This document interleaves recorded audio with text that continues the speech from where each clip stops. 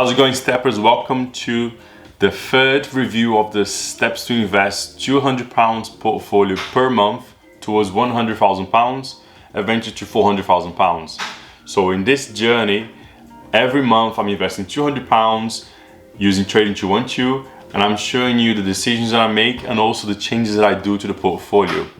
Interesting for a beginner who's starting to invest now, that just don't know where to start. This can be a nice guidance for you to take your own decisions, to support your decisions, not to tell you what to do.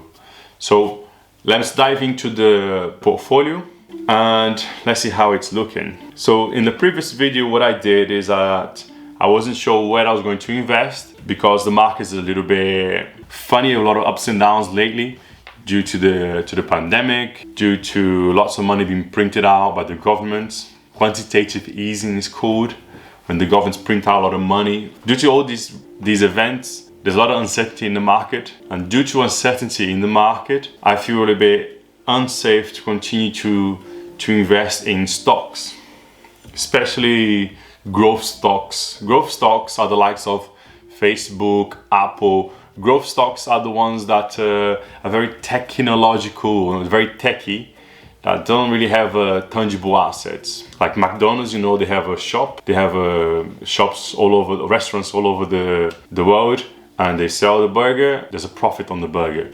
Where when you invest on Facebook, you invest in a company, but you don't actually see the revenue that they make going to the shareholders, because they reinvest the profits back into the company to grow the company. And what grows into your investment is the value of the share of Facebook, as an example. Anyway, let's dive into the situation currently for the steps to invest portfolio. So what do we have? Currently there's a total of £3,034 invested since January 2021. Every month I've been investing £200 towards this goal. And as you can see, the return is actually minus 10%. Again, this is due to a mix of early investments that I used in this account, but also due to the events that's currently going on. Still, we're facing a potential fourth wave, fifth wave, I don't even know anymore. But due to these events, the stock market is acting a little bit volatile. And you see, this is what happens. So this is actually a great example for a beginner who just started to invest. You can see that it does not always go up. There will be times that you're going to see everything in red, but what you need to bear in mind is, even though it's negative, it's in red, doesn't mean that you're making a loss. No, unless you cash out, then yes, you will execute the loss. But if you don't sell because you believe in the investments you made, eventually when it reaches to the value that you wanted to achieve, the value of the share, then things go well for you. So let's have a look. So as you can see here, into major stocks, we are actually up by 5.51%. The main holdings here are Walt Disney, EasyJet, Exxon, and IAG. And so these are the strong companies for the major stocks. And for real estate, there's only one big one that I'm betting on the moment for a quick turnaround, is New River, which had over 700 pubs in the UK and many retail parks around the UK. And these are two ETFs for diversify the portfolio a little bit, covering European property yield and Asian property yield. So in this example here, I'm becoming a landlord in the European market and the Asian market by investing literally just under £100. And what happens here is that the tenants of those properties, when they pay their rent to the landlord, in this case us, managed by the real estate investment trust, what happens is that rent gets distributed for all the shareholders, all the unit holders of that real estate. So since I have a share on those, I get a portion of the rent payment, either monthly or quarterly. So these are okay, I'm not gonna change anything here. So what I will do is eventually I need to cover a topic on gold and silver, because these are tend to be the option that investors take to hedge against inflation when the government's printing too much money. These are the ones that you go to make sure that you are diversified, or at least protect your money against losses in inflation. So I've made my deposit of £200, and I have here currently £285. £85 is the leftover from the last video that I made. So let me just have a look here. So history. Hey guys, you can see £200 deposited. Some dividends came in. Vanguard, iShares Brazil. There you go, European property. So as you can see, there's always dividends coming in. So what would I do now with the £285 that I have available to invest is that I'm going to take more of a defensive approach, and I'm going to invest into fixed income funds. I'm going to choose the short term just to hedge against inflation. When I say hedge, I mean just to avoid losing money to inflation, but also to avoid the long-term risk of committing to a fixed income return where there could be changing in 2-3 years time, inflation could go higher, and if I'm committed to a lower fee, lower percentage of interest, then I could lose value of my investment as well. So there is a risk to fixed income. Just go over here. So search ETF, fixed income, and the one I'm going to choose is this one here, PINCO. So the ticker for that is SSHY. So this one, how can I find out if it's a good fixed income to invest? So what I do is I find out the ticker. Sometimes in Trading 212 there's not enough information, but how I find out is I search on Google and I come up with, I can go to the Financial Times, and this will give me a summary of the top holdings where this fixed income fund invests their money. So when I say invest, actually is where they lend the money. So they lend the money to corporations, to businesses, and those businesses agree to pay them on a monthly, yearly basis a percentage. So in this case, as you can see, T-Mobile, United States Treasury, Lumen, One Main Financial, they all have a committed percentage they will pay. Another way for you to find out is actually going directly to the fund's website. So in this case here, as you can see, US short-term high-yield corporate bonds.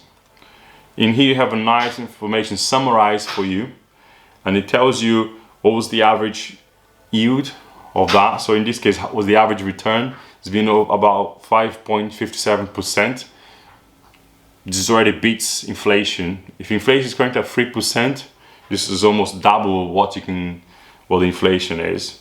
And if you compare that to a savings account that's paying you less than 1%, there you go. You already see the big difference that you can make. So is this one good for me to invest? So this is based on short-term borrowing to corporations. And you can see here that the dividends are distributed monthly. So every month I will get a portion of the interest that they've made from the money I gave to them to let corporations to borrow. So every month I get a percentage contributed to me as in form of dividend. So here you can see the top 10 exposures as we discovered through Financial Times. And here you can find out a bit more of the companies if you want to, but if you go down, you can find about more information, again, regarding the yield. But the most important thing for me here is this. So here we go. You can find out what asset types the fund is investing, and you can see it's high yield credit. So they're not heavily involved into letting governments borrow the money. It's mainly to corporations. You can see here as well in terms of the maturity distribution. So basically, when will they expire? So most of them are between 3 to 5 years, and a good portion between 1 to 3 years is exactly what I'm looking for, because I don't know how things are going to be in 2 to 3 years time due to inflation. So this would be great for me to put my money to somewhere whilst I wait for a better opportunity to invest into the stock market again, to buy stocks. So in here you can also see more information about the exposure, the risks. Doesn't seem to be a very risky fund. It shows you the market value, duration as well. But after all, if you don't want to go into too much detail, you can just go to documents and you click fund fact sheet. This will give you a summary of the fund, showing you where the top 10 corporate holding is. So the top 10 companies that your money would be invested in, but also the top 10 industry that your money will be distributed in. So technology, healthcare, gaming, aerospace, defense, wireless. For me, this is investing in companies that are well placed and need this capital. For me, that's interesting to be involved in that way. And under maturity again. So what I will do, how I'm going to buy participation to this then. Since today is Sunday, the stock market is closed, but I can put a request for when the market is open on Monday. So my purchase will be executed. So I simply go and buy, and I put in the value that I want to invest, 285. Should I check that's how much I have? 285.56. So I'll go click on that, buy 285.56. Market orders are executed at the best current available market prices. Okay. So review order. Yeah, free of commission. That's what you want to look for. And I send my buy order, and that is done. Market's closed. Great. Now my money is there waiting for the market to open for me to buy those fixed income. Let's have a quick look on the overall performance. Overseas, I'm at 378% due to a big correction happening in the Brazilian stock market. This is the iShares MSCI Brazil. And not doing so bad into the global economy, global clean energy. So this is investing in companies that are focused on clean energy, right? And gold and silver, there's a bit of a speculation going on. People don't understand why the price of gold and silver are actually going down and should be going up due to the government behavior that we've been witnessing for the past year. But for me, I will always focus on having some silver and gold. But I don't understand what's going on. But long term, we'll see what happens. So there you go, guys. Not always you need to invest into stocks, in my opinion. For this portfolio that I invest £200 a month to show you how investing works and how it is possible for you to get to £10,000, £100,000, £200,000, £400,000 by investing £200 per month. Not always you need to invest into stocks on volatile markets. So sometimes what I choose is to invest into a fixed income just to leave the money there. For when the opportunity comes, I can then use that money, cash out, and invest into the stocks that I've been watching the prices for a while, waiting for the best opportunity to jump in. So stick around for the next video. I'll do this in the next month again to show you the next decision of where I'm going to invest the next £200 and how my portfolio has been doing. So see you soon.